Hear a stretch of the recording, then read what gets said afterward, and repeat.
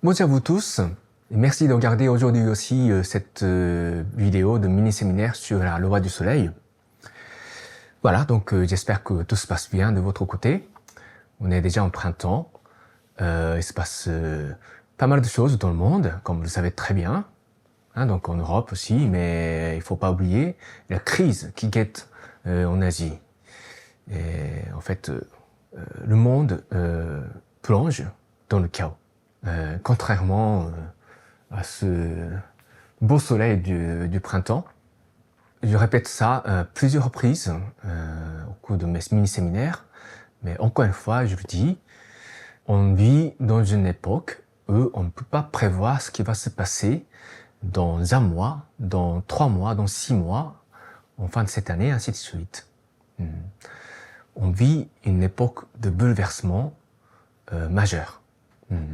Quelque chose qui était considéré comme acquis va s'effondrer au profit de quelque chose de nouveau.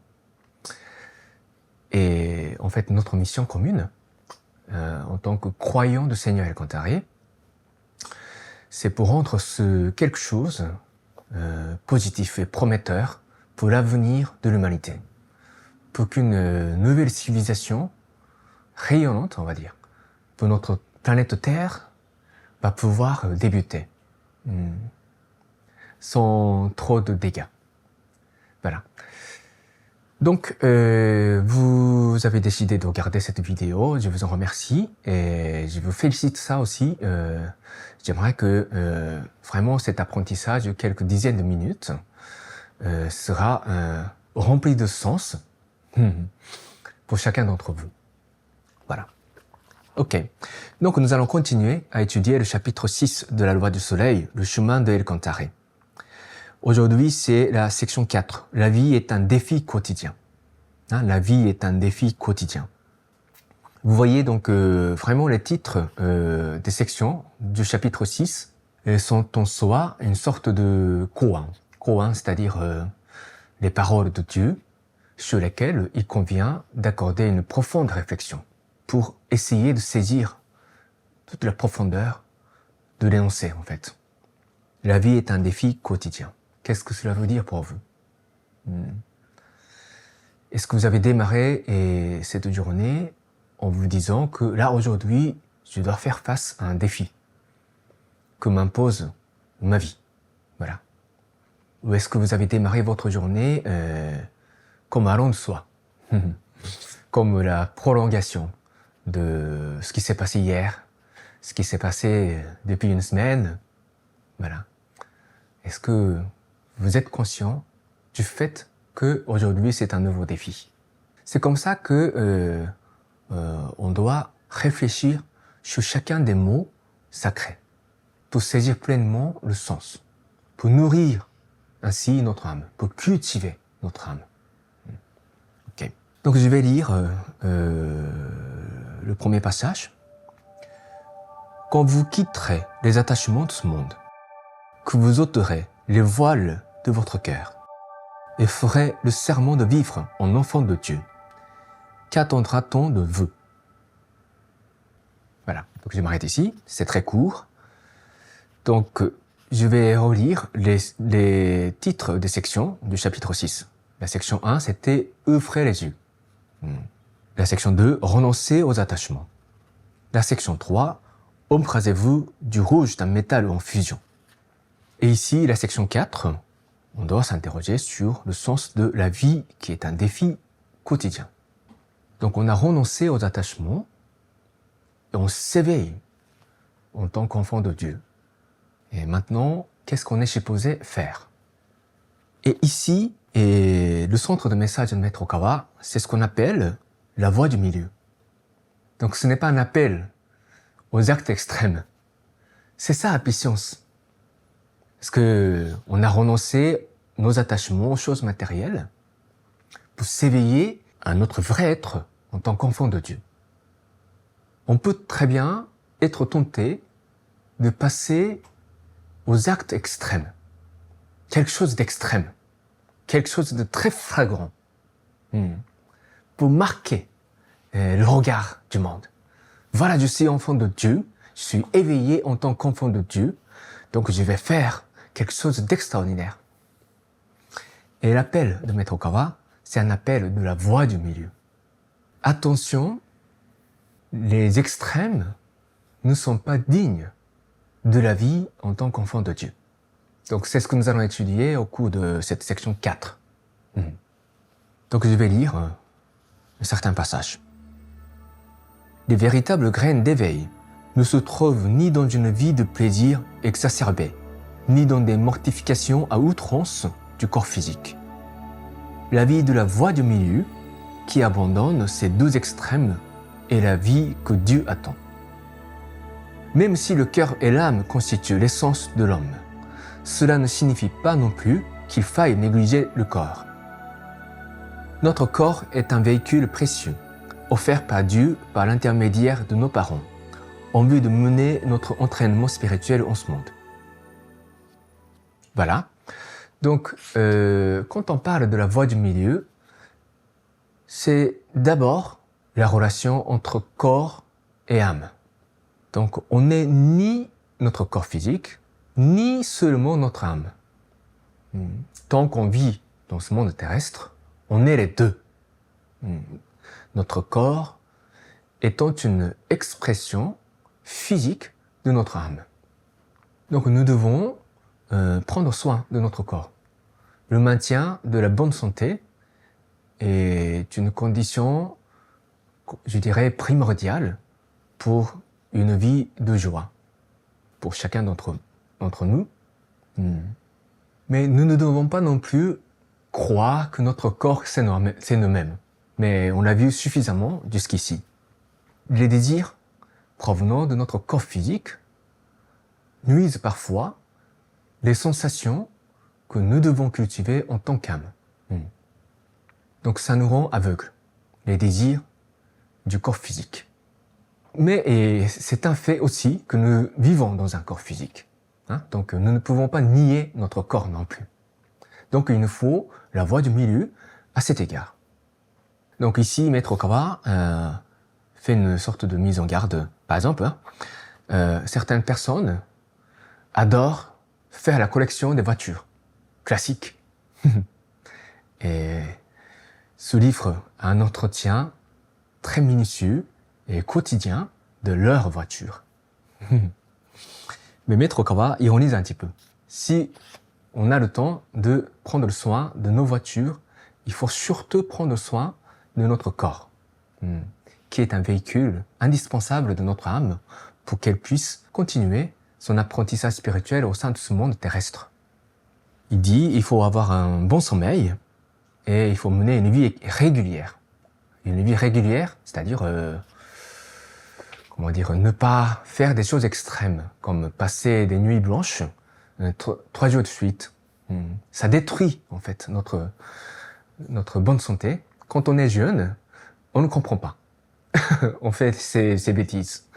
Mais quand on devient de plus en plus vieux, moi j'ai 44 ans maintenant, donc maintenant, je suis parfaitement conscient de la nuisance causée par une nuit blanche. Donc je ne le fais jamais maintenant. Je reste rationnel. Et je dors la nuit. Je dors la nuit. C'est très important pour vivre pleinement, en fait. Donc un exemple. Et il dit il faut faire attention à l'alcool. Bon, c'est un conseil de bon sens. Il faut se méfier de toute forme de dépendance. Voilà. L'alcool, drogue ou autre chose. On ne doit pas être dépendant des choses matérielles. On doit toujours essayer de réaliser une forme de vie simple pour pouvoir nous concentrer sur l'essentiel. Ok, donc je vais lire un petit passage.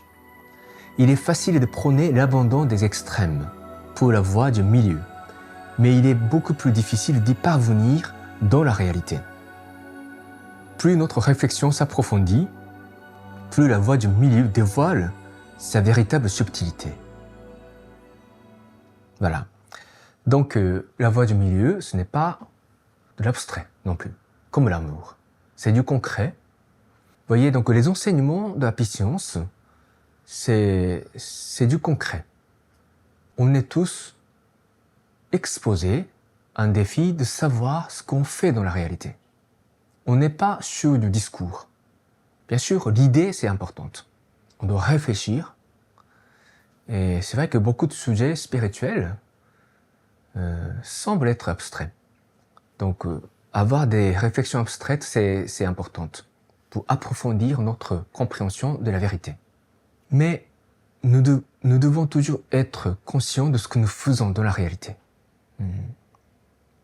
Parce que certaines personnes, même après avoir étudié en profondeur les enseignements de la patience, choisissent de ne pas les mettre en pratique. Eux, ils pratiquent seulement une partie de ces enseignements appris. Donc ça n'apporte pas vraiment une forme d'amélioration dans leur existence terrestre, ce qui est dommage. Nous devons toujours essayer de vivre les enseignements que nous étudions dans les livres de Maître Okawa, dans notre réalité. Donc la réalité, c'est très important. Par exemple, Apicience propose différentes formes de retraites spirituelles dans les temples, dans nos temples, qu'on trouve parfois dans les villes, parfois dans les montagnes, dans les endroits très calmes. Et moi, j'adore participer à ces retraites spirituelles. J'ai besoin de me ressourcer spirituellement pour retrouver l'énergie, pour retrouver, l'inspiration, et pour faire le tri des pensées quotidiennes et pour voir clair dans quelle direction je devrais progresser désormais. Et recevoir les conseils de la part de mon esprit gardien, de la part des esprits guides de la patience. Je ne peux pas vous raconter tout ce que j'ai vécu au cours des retraites spirituelles que j'ai vécues pendant les 25 dernières années. C'est immense. C'est vraiment immense. Tout ce que j'ai vécu pendant les retraites spirituelles, c'est mon trésor à moi. Mais donc ça procure une joie immense, intérieure, au point de vouloir se dire, moi je n'ai besoin que de ça. Tout le reste du monde, je m'en fous totalement. Je veux uniquement me consacrer à la réflexion, à la contemplation des enseignements de Maître Okawa dans les temples. Mais ça ne suffit pas en fait. C'est pas ce que Dieu attend de moi. Il faut vivre dans la vie réelle pour appliquer en fait tout ce que nous avons appris par nos comportements, par notre travail au quotidien, par les paroles que nous allons prononcer au profit des autres personnes. Voilà. Donc, il faut toujours penser à un bon équilibre dans les choses. Ok, donc je vais continuer la lecture. Il nous faut d'abord 2 règles pour entrer dans la voie du milieu. Il va sans dire que la première règle est celle de l'auto-réflexion, centrée sur la pratique du noble sentier octuple. L'autre règle est celle de l'auto-observation, fondée sur les enseignements des étapes progressives de l'amour. J'aimerais que vous utilisiez ces 2 règles pour mieux vivre. Voilà, donc c'est un enseignement très important à retenir. Chaque fois qu'on réfléchit sur la manière dont nous allons pouvoir vivre sur la voie du milieu, dans notre quotidien, nous avons 2 repères en fait, 2 repères majeurs. Le premier, c'est le noble sentier octuple. Donc c'est pour réfléchir sur nous-mêmes, pour examiner si nous sommes sur la bonne voie ou pas. Nous avons ce noble sentier octuple que nous allons voir un petit peu plus tard. Et l'autre repère, c'est l'enseignement de l'amour. Il dit l'auto-observation. L'auto-observation fondée sur les enseignements des étapes progressives de l'amour. Donc, on doit examiner la nature de l'amour que nous donnons en réalité aux autres. Il faut d'abord s'interroger si on donne vraiment de l'amour aux autres. Si on n'est pas dans l'amour qui prend l'amour des attachements, l'amour selon lequel nous voulons être aimés. Donc ça, c'est pas l'amour. Voilà. Donc il faut savoir d'abord distinguer le vrai amour, qui est l'amour qui donne, et le faux amour, qui est l'amour qui prend. Voilà. Et ensuite, nous allons nous interroger continuellement. L'amour que nous éprouvons, sincèrement, il ne faut pas faire semblant. Il faut être humble et il faut être honnête avec soi-même. Toujours dans la quête de la vérité. Si on commence à se mentir, c'est terminé. Vous n'avez plus aucun repère. Le repère, au final, c'est nous-mêmes. C'est notre âme. Même s'il y a un prêtre dans un temple de la puissance qui essaie de vous donner des conseils, ce qui est pas négligeable. Moi, je suis un prêtre aussi, donc je vous donne des conseils. Si on se voit personnellement, je peux vous donner des conseils personnels. Mais celui qui va décider de vivre de telle ou telle manière, c'est vous-même. Je ne peux pas vous forcer à faire telle ou telle chose. C'est chacun d'entre vous qui est le responsable ultime de la manière de mener sa vie. Voilà. Donc, l'auto-observation. Donc, il faut s'interroger tout le temps. Est-ce que vous aimez inconditionnellement votre famille? Donc ça, c'est ce qu'on appelle l'amour qui aime, propre à l'espace à 5 dimensions. Ce qui est déjà le ciel. Hein? Ce qui est déjà le ciel, c'est très important. C'est un amour envers des gens que nous sommes censés naturellement d'aimer. Mais ensuite, il y a l'étape de l'amour qui instruit. Voilà. Donc quand on a de quoi pour instruire les autres personnes, comme par exemple l'amour d'un guide, l'amour du professeur en différentes disciplines, l'amour d'un supérieur, d'un cadre dans une entreprise, pour les subordonnés, pour les nouveaux venus par exemple. On doit les instruire. Ou bien, est-ce qu'on est dans une étape encore plus évoluée spirituellement, qui est l'amour qui pardonne? Est-ce qu'on arrive à pardonner les imperfections de chacun? Tout le monde est imparfait, y compris vous-même. Personne n'est parfait dans ce monde. Est-ce qu'on arrive à voir dans la profondeur de l'âme de chacun l'éclat de l'enfant de Dieu? Même si les apparences et les actes et les paroles trahissent parfois cet éclat qu'on voit en eux. C'est à ce moment-là qu'on aura vraiment envie de pardonner à ces gens. Les accepter en fait. Pour pardonner, bien sûr, il faut pouvoir les comprendre très profondément en termes de la spiritualité. La spiritualité devient indispensable pour pouvoir pratiquer l'amour qui pardonne. En termes physiques, on se limite à l'amour qui instruit. Au-delà, il faut de la spiritualité. Parce qu'il faut voir chez les gens quelque chose qui est totalement en dehors de ce monde tridimensionnel. Voilà. Et ainsi de suite. Donc il faut s'observer. Ce sont des repères pour observer. Voilà. Donc même si vous êtes croyant, vous voulez devenir un ange de lumière, hein, et vous savez qu'un ange de lumière, c'est quelqu'un qui sait pardonner aux autres. Mais il faut s'interroger honnêtement. Est-ce que vous arrivez vraiment à pardonner aux autres? La plupart du temps, c'est non, la réponse. Parce que il n'y a pas des millions d'anges dans le monde. Donc, la plupart du temps, c'est non. On n'est pas encore des anges de lumière. Donc, il faut être honnête avec soi-même. Et comment progresser? C'est, en fait, en suivant le noble sentier octuple. C'est pas en se forçant de pardonner aux autres qu'on progresse. L'amour qu'on exprime, en quelque sorte, c'est le résultat. Et pour progresser, on doit s'appliquer d'abord le noble sentier octuple. Voilà. Donc maintenant, je vais continuer avec ce noble sentier octuple. Le noble sentier octuple enseigne à voir juste, penser juste, parler juste, faire des actions justes, mener une vie juste. accomplir des efforts justes, nourrir des aspirations justes et pratiquer une méditation juste. Il s'agit là d'une méthode qui permet de rectifier à partir de l'idée de ce qui est juste. Ces pensées et actes fluctuant entre les deux extrêmes et de trouver la voie du milieu. C'est en elle qu'on s'entend avec les autres et mène ainsi une vie de grande harmonie.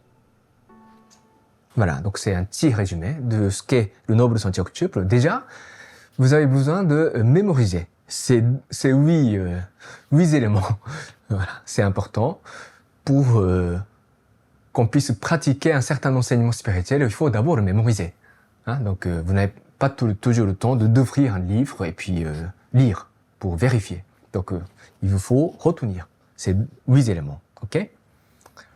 Voir juste d'abord.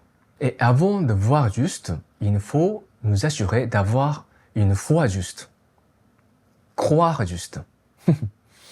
Voilà. Bien sûr, voir et croire, c'est un cycle aussi, mais souvent, on voit selon ses croyances. On voit selon ses croyances. Je pense que j'ai donné déjà un exemple de communiste. Hein? Donc, ils ont une certaine croyance. Les communistes, ce sont des croyants, on peut dire comme ça. Oui. Et je sais de quoi je parle. Ils essaient de voir le monde selon leurs croyances de lutte des classes. Il y a toujours des riches méchants qui exploitent les pauvres. Toujours il y a ça, selon leurs croyances. Donc ils ne peuvent pas voir autrement le monde. Peut-être pas tous les communistes, mais les vrais communistes, convaincus, voient toujours le monde de cette manière. La forme change. Maintenant, la forme préférée des communistes, c'est l'écologie. Les grandes entreprises qui détruisent la planète. Et les pauvres jeunes générations qui en sont les victimes. Donc ça, c'est une forme de croyance. Donc il faut toujours s'interroger si on a une bonne croyance. Parce que les êtres humains sont des animaux qui sont naturellement destinés à avoir une certaine forme de foi. La foi fait partie de notre instinct humain. On n'est pas que des êtres de raison. On n'est pas des scientifiques innés, on va dire. Les êtres humains, c'est des êtres qui croient en quelque chose, toujours. Voilà. La plupart du temps, on n'est pas conscient de la nature de notre croyance. Voilà. Donc il faut s'interroger si on croit dans quelque chose de vrai. Voilà. Donc je ne vais pas, m'étaler plus sur ce sujet très très vaste. On aura certainement d'autres occasions pour approfondir ce sujet. Bon. Donc croire juste, qui vient avant voir juste, qui est le premier sentier de noble sentier octuple. Ensuite, pouvoir penser juste. Hein? Penser, c'est intérieur. Comment on interprète? Comment on assimile? Donc la pensée juste, c'est très profond aussi. Ensuite, l'expression. Il y en a 3. Parole juste, hein, si on utilise des mots justes pour s'exprimer. D'abord, pas de mensonge. Si on prétend être sur la quête de l'éveil spirituel, authentique, on doit s'abstenir de mentir. Le mensonge, c'est un poison. Et après, on ne doit pas dire trop du mal des autres. On ne doit pas être trop agressif dans ses paroles non plus. Comme on sait que ce monde est un monde de l'amour de Dieu. Donc en tant qu'enfant de Dieu, on doit essayer d'être le plus aimable que possible, ce qui me semble tout à fait naturel. Ainsi de suite. Donc les paroles justes. Et bien sûr, pour exprimer une pensée juste, il y a des actions justes. Parce qu'on peut très bien employer de belles paroles, mais au niveau des actions, est-ce qu'on est comment? Est-ce qu'on vit juste ou pas? Il faut examiner nos actes, bien sûr. Et l'ensemble de ces choses, une vie juste, mener une vie juste, adopter une manière de vie correcte. Donc, on s'interroge sur l'habitude qu'on a. Comme par exemple, on a une mauvaise habitude de trop boire la nuit, toutes les nuits, toutes les nuits. Mais je vous assure que si vous buvez trop, si vous avez l'habitude de trop consommer l'alcool, vous ne pouvez pas progresser dans la quête de l'éveil. Parce que ça vous rend insensible à quelque chose d'essentiel pour saisir la vérité. Mais l'alcool n'est pas interdit au sein de la patience, ne vous inquiétez pas. Voilà. Et puis, il y a aussi la question de choix de travail, choix de profession. Est-ce qu'on travaille correctement? Et il y a quand même certains secteurs de travail qui s'inscrivent fondamentalement à l'opposé de la volonté de Dieu. Être un assassin, par exemple. Avoir le métier de tuer quelqu'un, c'est très dur. Mais bien sûr, les militaires travaillent pour le grand bien de la nation. Donc il y a aussi, bien sûr, quelque chose de délicat là-dessus. Mais si on a un métier dont la finalité de tuer quelqu'un, c'est très dur de vivre correctement avec ce métier. Il y a aussi le métier de prostitution. Donc je pense que c'est très dur de rester en conforme avec la volonté divine en commercialisant son corps. C'est très dur, je crois. En satisfaisant uniquement le plaisir sensuel des autres personnes. Voilà, ainsi de suite. Et après, il y a 3 étapes plus spirituelles, plus poussées, on va dire, dans la quête de la vérité. Accomplir des efforts justes. Ici, effort juste, ce n'est pas seulement les efforts, n'importe quel effort. C'est l'effort pour atteindre l'éveil. L'effort pour progresser à des objectifs plus élevés en termes de la spiritualité. Exprimer la vraie dignité en tant qu'âme. Faire des efforts de se discipliner, voilà. Donc moi, je mettrais ici plutôt discipline juste. Se discipliner correctement.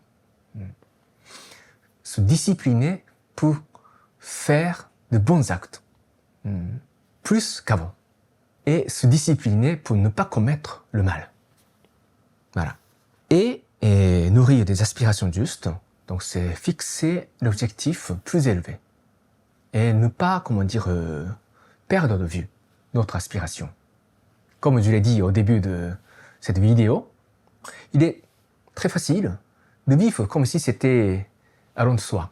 Je me suis réveillé le matin, c'est naturel, voilà, la journée va commencer, ce sera pénible, mais voilà, je vais essayer de tenir le coup et manger bien, par exemple. En termes de la spiritualité élevée, nous avons besoin d'avoir de plus en plus d'aspirations bien claires à laquelle nous essayons de progresser. Apporter le bonheur à tous mes compatriotes de mon pays, par exemple.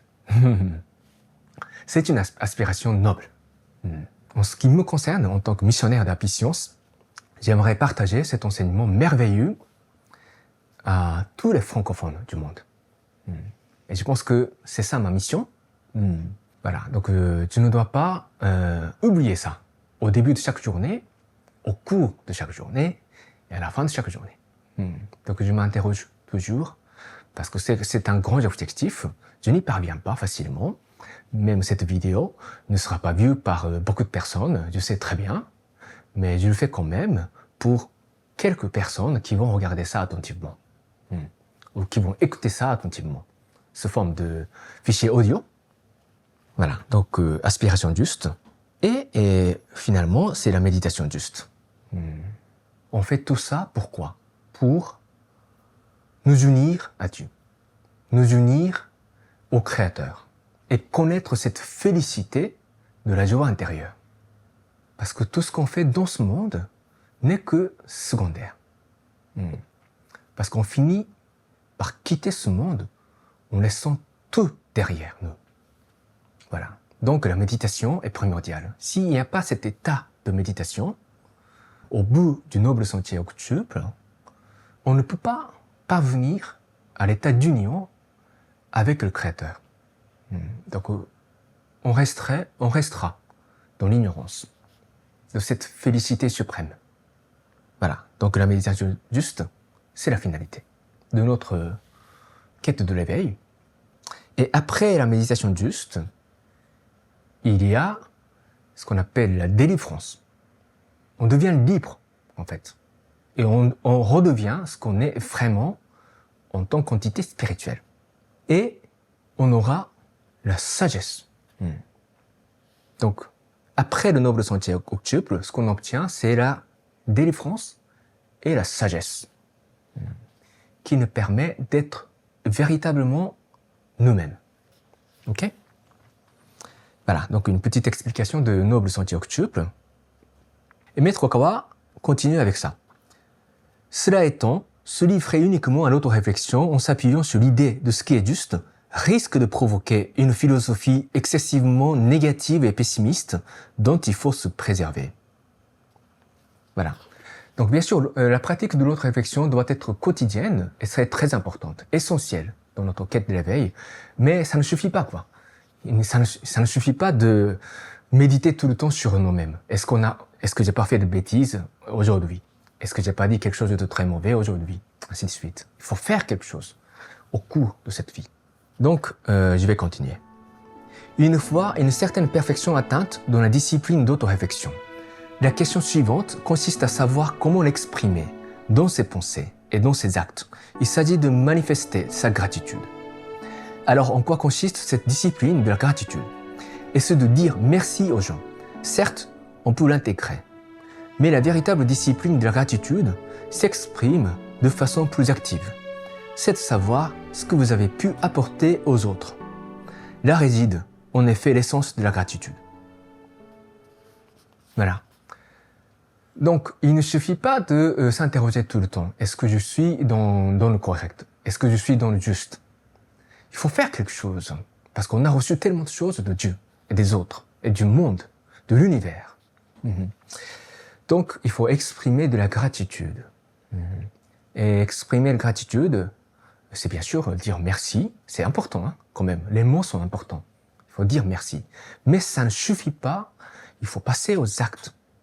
Qu'est-ce qu'on peut faire pour les autres? Ça, c'est une autre forme d'autoréflexion. Qu'est-ce qu'on peut faire aux autres? Moi, qui suis tellement conscient du fait d'avoir reçu tout ce qu'il me faut dans la vie. Ok? Et ça mène aux enseignements des étapes progressives de l'amour, comme je l'ai déjà exprimé. Voilà. Et cette section se termine avec cette paragraphe. Autoréflexion et progrès. Voilà donc les deux règles qui régissent la vie authentique d'un enfant de Dieu. Donc, vous devez réfléchir sur vous chaque jour, vous abstenir des pensées et actes extrêmes, mener une auto-observation afin de confirmer votre état d'évolution. En procédant ainsi, l'être humain peut enfin affirmer qu'il triomphe sur les défis quotidiens de sa vie. Voilà, donc ça c'est la conclusion. Auto-réflexion et progrès. Autrement dit, voilà.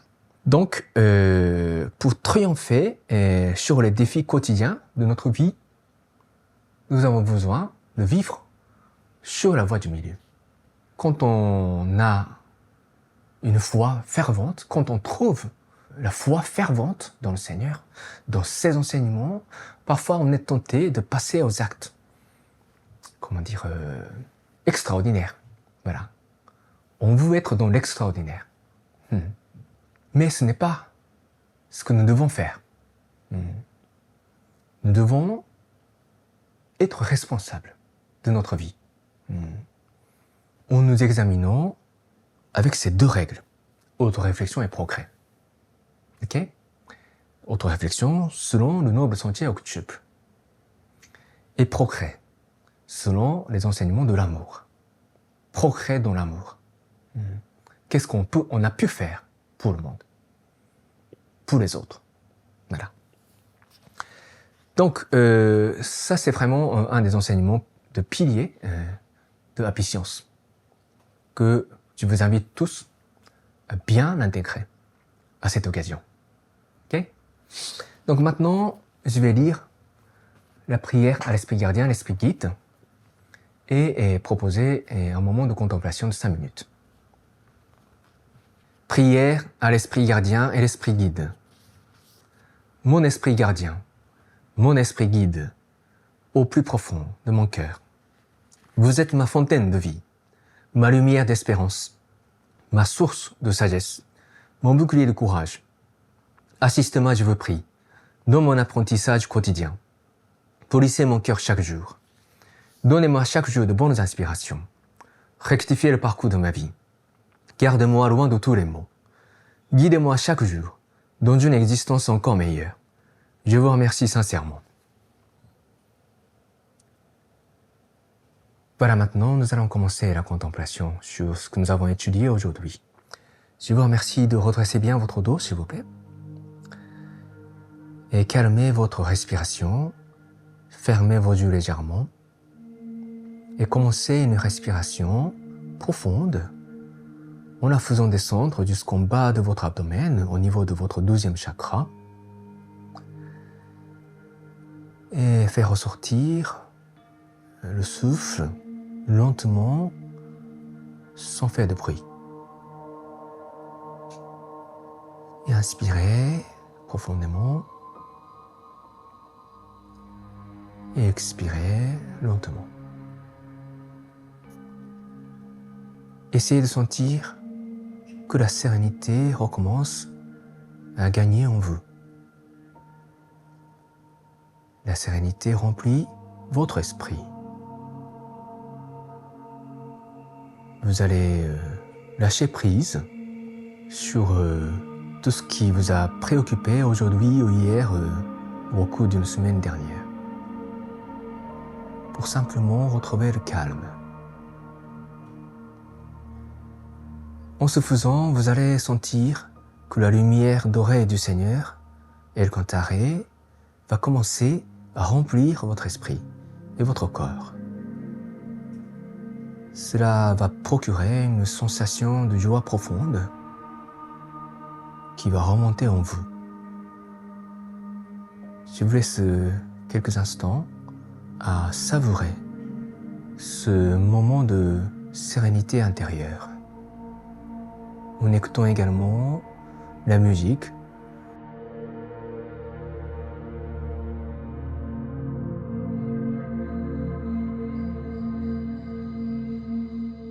Maintenant, je vous laisse commencer votre contemplation sur ce que nous avons étudié aujourd'hui.